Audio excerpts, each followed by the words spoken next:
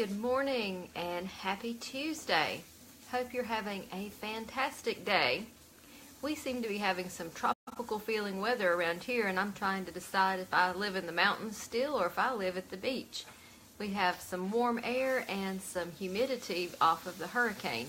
So it's kind of unusual this time of year when I'm looking for a crisp, cool fall morning and I walk outside and it's a wall of air that's really thick and heavy. So looking forward to those fall temperatures. But I've done my morning routine, dressed down to the shoes, and I've had a fantastic morning already. We've got the washing machine going, and there's some breakfast being cooked right now, so you probably can hear all that stuff in the background today. And today we're going to declutter the junk drawer in the kitchen, or one other drawer that needs some attention. Go around the kitchen and open and close each drawer. You're probably going to find one that doesn't open and close very easily. Generally, that's due to the fact that it has too much stuff in it, or the stuff in it weighs too much and it's a hard push and pull to get it open. Or maybe you've painted your cabinet doors and drawers and they've not completely cured out. There's a lot of reasons why that drawer may not open and close easily. But if it's too much stuff, you can take care of that. Use your timer and do a really quick declutter job. I talked this morning on the blog about using your timer, making it fun to do these projects, but it also reins you in and keeps you from spending hours and hours and hours on a project. Using that timer signals you that it's time to move on to the next thing. It keeps you on track. It's not so much there to keep you moving quickly and pushing you to burn out, but it is there to keep you from burning out. So good morning, Lynn. Great to see you today. So use that timer for fun. Don't use it just so you can say, I'm going to beat the clock and get a lot of stuff done, and then you end up burned out. Use it and make it fun and make it short and sweet. We're also still dealing with that paper clutter, and I want you to spend 5 minutes sometime today getting rid of paper clutter.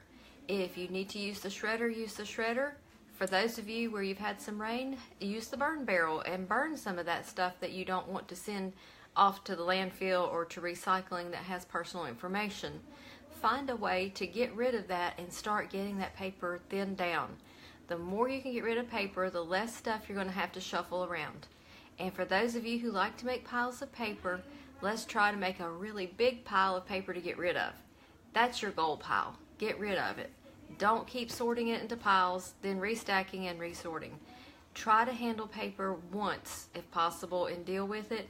Now you may have to end up handling it twice if you take it and file it in your bills to be paid file. You're going to handle that again later when you pay the bill and file it for your paid bills. I understand that.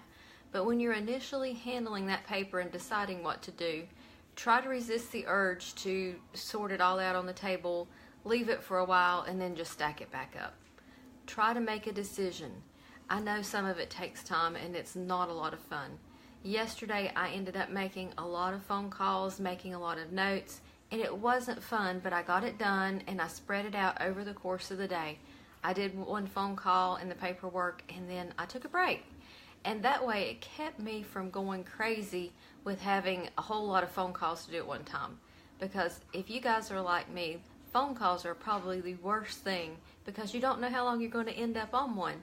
You can end up on hold or going through that phone tree, and you just keep putting the phone calls off. I know because I tend to do that too. So yesterday I purposed that I had 3 phone calls that I knew were going to take follow-ups and 1 phone call that I knew was going to lead to a couple of more calls. So I just spread it out and did it. And if you've got little ones, I know what happens when you get on the phone. Everything goes crazy. The kids get into stuff, they get loud, they need you. So try to plan those phone calls that you know they're going to take a few minutes for nap time, or plan it for a time when somebody can play with the kids, whether it's an older child or your husband. But use that time effectively for making the phone calls. I know that when we're homeschooling and everybody's situated in their spot and the phone rings and I take a call, I lose their attention, and sometimes they actually just disappear. And so the phone can be a big interruption, so plan that at a time that works for you.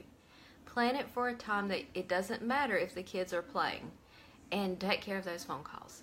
So let me know how you're doing with that. And if you're struggling with paperwork, just do it 5 minutes a day. I promise you, you will see light at the end of the tunnel. It's just not going to happen immediately. And you're wanting it to happen immediately. I know that.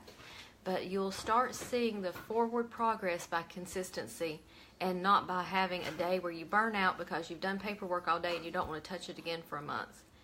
If you spread it out, it will get better, I promise.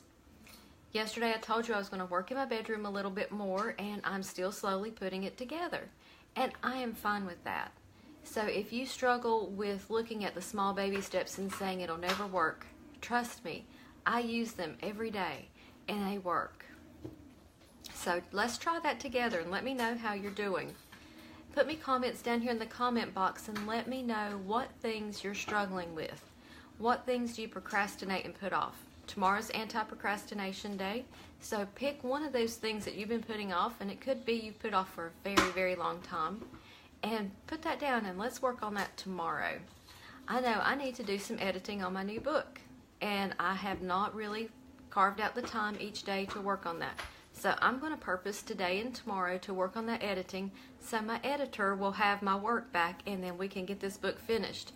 I've been writing a book on joy and it's taken me 2 years because every time I think that I'm at a spot to finish it up, God gives me something else to write about. And if you've been following along in the recent months, you know the past 6 weeks, really since the end of May when my son had his accident, have been very hard. And so there are some things that I need to share in my book about joy that I'm going to put in there. And so I've not been really ready to emotionally confront that, but I need to do that because the road that I've been walking since the end of May has been hard. But I know I'm not the only one who's been there. And I want to encourage somebody else who's going through that time that it's okay to struggle. It's okay to have a hard day. Just keep your basic routines in place. That's why I keep these up here. They're my reminder. Get these things done each day, and if anything else gets done, it's just icing on the cake. But getting my basic routines done is what I try to strive for each day, no matter if it's a hard day or an easy day. So I want you to enjoy your day with your kids. I'm going to do some fun stuff with the boys today. I think we need to have a little fun injected into our homeschool. You know, when you go through days of spelling tests and math tests, you need a day where you have a little bit of fun. So today we're going to find a little fun thing to add into our school. I want you to enjoy what you're doing, have fun with it, because if you're struggling with daily things and you're feeling bad about yourself, try to find one bright spot in the day.